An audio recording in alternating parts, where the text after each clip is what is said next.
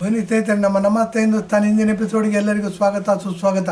ನೋಡಿ, India Islamic ಆಗ್ಬಿಟ್ಟಿದೆಯಾ, secular ಆಗಿ ಉಳ್ಕೊಂಡಿದೆಯಾ, democracy ಏನಾದರೂ ಪ್ರಭಾವ ಬೀರಿದೆಯಾ, ಆರ್ ವಿ ಡೆಮಾಕ್ರೆಟಿಕ್ ಕಂಟ್ರಿ, ನಾವು ಪ್ರಜಾಪ್ರಭುತ್ವಕ್ಕೆ ಇರೋಕ್ಕೆ ಲಾಯಕ್ಕ ಅನ್ನೋ ಅನೇಕ ಪ್ರಶ್ನೆಗಳು ಉದ್ಭವ ಆಗುತ್ತೆ. ಇದಕ್ಕೆಲ್ಲ ಉದ್ಭವ ಆದಾಗ ವಿ ಆರ್ ಕನ್ಫ್ಯೂಸ್ಡ್ ಸ್ಟೇಟ್, ನಾವು ದ್ವಂದ್ವದಲ್ಲಿದ್ದೀವಿ. ಯಾಕೆ ದ್ವಂದ್ವದಲ್ಲಿದ್ದೀವಿ ಅಂತಂದರೆ, ಇದಕ್ಕೊಂದು ಉದಾಹರಣೆ ಕೊಟ್ಟು ಹೇಳ್ತೀನಿ. ನಮ್ಮ ಕರ್ನಾಟಕದಲ್ಲಿ ಡೆಮಾಕ್ರಸಿ ಪ್ರೋಸೆಸ್ ಥರ ಎಲೆಕ್ಷನ್ ನಡೆಯುತ್ತೆ. ಈ ಸಿದ್ದರಾಮಯ್ಯ ಅಂತ ಅಂದ್ಬಿಟ್ಟು ಒಬ್ಬರು ಮುಖ್ಯಮಂತ್ರಿ ಆಗಿದ್ದಾರೆ. ಅವರು ಬಹಳ ಬುದ್ಧಿವಂತರು, ಕುರುಬ ಜನಾಂಗದಿಂದ ಬರ್ತಾರೆ.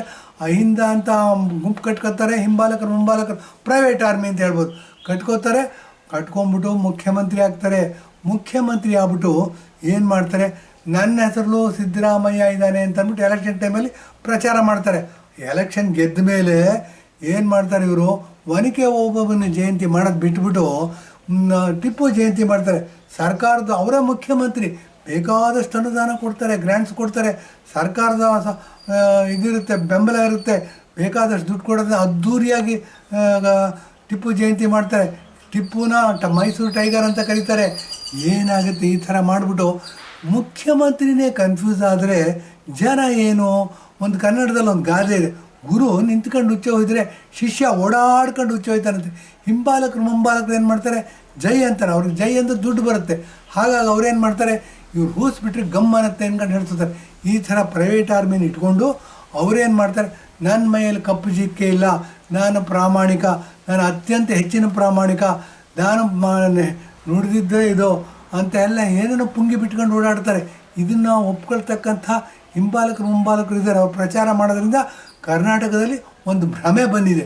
ಏನು ಅಂದರೆ ಸಿದ್ದರಾಮಯ್ಯ ಪ್ರಾಮಾಣಿಕ, ಸಿದ್ದರಾಮಯ್ಯ ದಕ್ಷಾಧಿಕಾರಿ, ಸಿದ್ದರಾಮಯ್ಯ ದಕ್ಷ ಪ್ರೈಮ್ ಮಿನಿಸ್ಟರ್, ಸಿದ್ದರಾಮಯ್ಯ ಅಲ್ಪಸಂಖ್ಯಾತನ ಓಲೈಕೆ ಮಾಡೋದಿಲ್ಲ, ಸಿದ್ದರಾಮಯ್ಯ ಬಡವರನ್ನ ಉದ್ಧಾರ ಮಾಡ್ತಾರೆ, ಸಿದ್ದರಾಮಯ್ಯ ಬಡವರನ್ನ ಆರೈಕೆ ಮಾಡ್ತಾರೆ. ಈ ಥರ ಏನೇನೋ ಕಪೋಲ ಕಲ್ಪಿತ ಕಥೆಗಳು ಹುಟ್ಕೊಂಡಿವೆ, ಭ್ರಮೆ ಇವೆಲ್ಲ. ಏನು ಅಂತಂದರೆ, ಹೀಗೆಲ್ಲ ಮಾಡ್ತಾ ಇರಬೇಕಾದ್ರೆ ನಮಗೊಂದು ಪ್ರಶ್ನೆ ಹೇಳುತ್ತೆ, ನಾವು ಸೆಕ್ಯುಲರ್ ಅಂತ ಸೇರಿಸಿರೋದು ನಮಗೆ ಎಷ್ಟರ ಮಟ್ಟಿಗೆ ನ್ಯಾಯ ಅಂತ ಅಂದ್ಬಿಟ್ಟು. ಇಂಡಿಯಾ ದೇಶ ಇಸ್ಲಾಮಿಕ್ ಆಗಿದೆಯಾ ಅಂತ ಬಂದಾಗ ಹೌದು, ನಾವು ಇಸ್ಲಾಮಿಕ್ ಕಂಟ್ರಿ ಆಗ್ಬಿಟ್ಟಿದ್ದೀವಿ. ಯಾಕೆ ಅಂತಂದರೆ 1947ರಲ್ಲಿ ನೋಡಿ, ಅಖಂಡವಾಗಿರ್ತಕ್ಕಂಥ ಹಿಂದೂಸ್ತಾನ ಇರಾನ್ನಿಂದ ಹಿಡಿದು ಈ ಕಡೆ ಥಾಯ್ಲ್ಯಾಂಡ್ವರೆಗೂ ಇತ್ತು. ಅದೇನಾಯಿತು, ಇರಾನು ಮತ್ತು ಈ ಇರಾನಲ್ಲಿ ಕೇವಲ 15-20 ವರ್ಷಗಳಲ್ಲಿ ಸೌರಾಷ್ಟ್ರ ಅಂತ ಕರೀತಿದ್ದಂಥ ಇರಾನು ಎಲ್ಲ ಇಸ್ಲಾಮಿಕ್ ಆಗ್ಬಿಟ್ರು.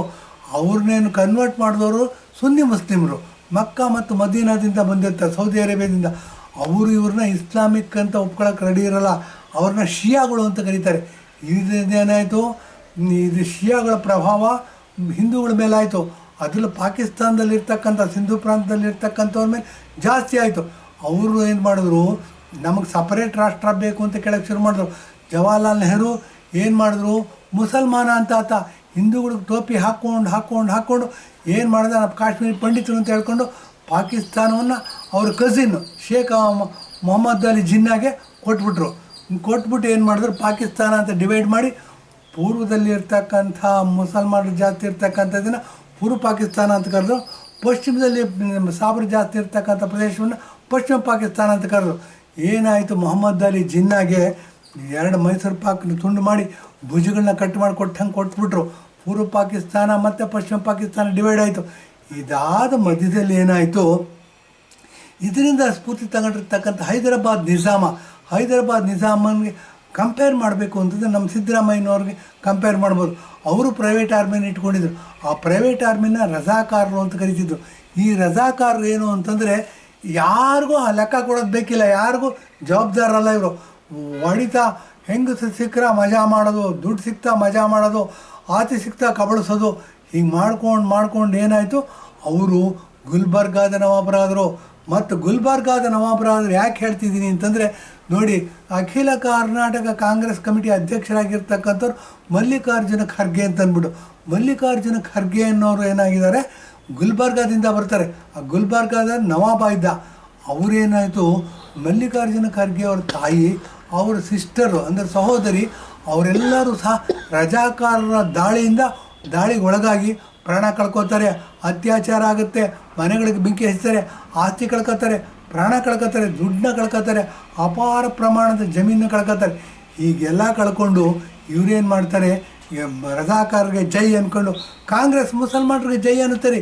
ಅಖಿಲ ಕರ್ನಾಟಕ ಅಖಿಲ ಭಾರತ ಕಾಂಗ್ರೆಸ್ ಕಮಿಟಿ ಅಧ್ಯಕ್ಷರಾಗಿದ್ದಾರೆ ಇವರೇನು ಮಾಡ್ತಾರೆ, ತಮ್ಮ ಅಧಿಕಾರ ಶಾಶ್ವತವಾಗಿರಬೇಕು, ತಮಗೆ ಎಲ್ಲ ಅಧಿಕಾರಗಳು ಸಿಗಬೇಕು ಅಂತ ಅಂದ್ಬಿಟ್ಟು ಏನು ಮಾಡ್ತಾರೆ, ಕಾಂಗ್ರೆಸ್ಗೆ ಜೈ ಅಂದ್ಕೊಂಡು ಏನು ಮಾಡ್ತಾರೆ, ಪ್ರೋತ್ಸಾಹ ಕೊಟ್ಕೊಂಡು ಡೈರೆಕ್ಟಾಗಿ ಇಂಡೈರೆಕ್ಟಾಗಿ ಸಪೋರ್ಟ್ ಮಾಡ್ಕೊಂಡಿದ್ದಾರೆ. ಇದೆಷ್ಟರ ಮಟ್ಟಿಗೆ ಸರಿ? ರಜಾಕಾರರು ನಮ್ಮ ಹಿಂದೂಗಳ ಮೇಲೆ ದಬ್ಬಾಳಿಕೆ ಮಾಡಿದ್ರು, ಹಿಂದೂಗಳನ್ನ ಶೋಷಣೆ ಮಾಡಿದ್ರು, ಹಿಂದೂಗಳ ಹೆಂಗಸನ್ನು ಅತ್ಯಾಚಾರ ಮಾಡಿದ್ರು, ಹಿಂದೂಗಳ ಆಸ್ತಿಗಳಿಗೆ ಬೆಂಕಿ ಹಚ್ಚಿದ್ರು, ಹಿಂದೂಗಳನ್ನ ಮನೆ ಬಿಟ್ಟು ಓಡಿಸಿದ್ರು, ಊರನ್ನೇ ಬೆಂಕಿ ಹಚ್ಚಿದ್ರು. ಈ ಥರ ಎಲ್ಲ ಮಾಡ್ತಕ್ಕಂಥ ರಜಾಕಾರರು ನಿಜಾಮನ ಪ್ರೈವೇಟ್ ಆರ್ಮಿ ಅಂತಂದರೆ ಇವ್ರಿಗೆ ಯಾವುದೇ ಬಾಧ್ಯತೆಗಳಿರಲಿಲ್ಲ, ಯಾವುದೇ ಜವಾಬ್ದಾರಿಗಳಿರಲಿಲ್ಲ. ಲೂಟಿ ಹೊಡೆದ್ರ ಮಜಾ ಮಾಡೋದು, ಹೆಂಗಸರು ಸಿಕ್ಕರ ಮಜಾ ಮಾಡೋದು, ಈ ಥರ ಇತ್ತು. ಈ ಥರ ಎಲ್ಲ ಮಾಡ್ಕೊಂಡು ಬಂದಾಗ AICC ಅಧ್ಯಕ್ಷರಾಗಿರ್ತಕ್ಕಂಥ ಹಿಂದಿನ ಅಧ್ಯಕ್ಷರು ಮಲ್ಲಿಕಾರ್ಜುನ ಖರ್ಗೆ ಅವರು, ಅವ್ರ ತಾಯಿ ನೋಡಿ ಈ ಥರ ಹಿಂಸಾಚಾರ, ಅತ್ಯಾಚಾರ, ದಬ್ಬಾಳಿಕೆಗೆ ಒಳಗಾಗಿ ಸತ್ತು ಹೋದ್ರಂತೆ, ಅವ್ರ ತಂಗಿ ಸತ್ತು ಹೋದ್ರಂತೆ.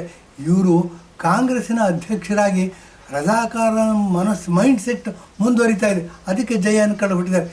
ಯಾರು ದೇಶದ್ರೋಹಿಗಳು, ಯಾರು ದೇಶಪ್ರೇಮಿಗಳು ಅಂತಕ್ಕಂಥ ಇದು ನಮ್ಮ ಮನಸ್ಸಿನಲ್ಲಿ ಪದೇ ಪದೇ ಹೇಳುತ್ತೆ. ಇದಕ್ಕೆ ಉತ್ತರ ಕಂಡು ಹಿಡ್ಕೋಬೇಕಾಗಿರೋದು ನಮ್ಮ ಕರ್ತವ್ಯನ ಹೌದು, ಈ ಎಪಿಸೋಡ್ ನೋಡ್ತಕ್ಕಂಥ ನಿಮ್ಮ ಕರ್ತವ್ಯನ ಹೌದು. ಯಾರು ಎಪಿಸೋಡನ್ನ ನೋಡ್ತಾ ಇದ್ದೀರಾ, ದಯವಿಟ್ಟು ತಮ್ಮ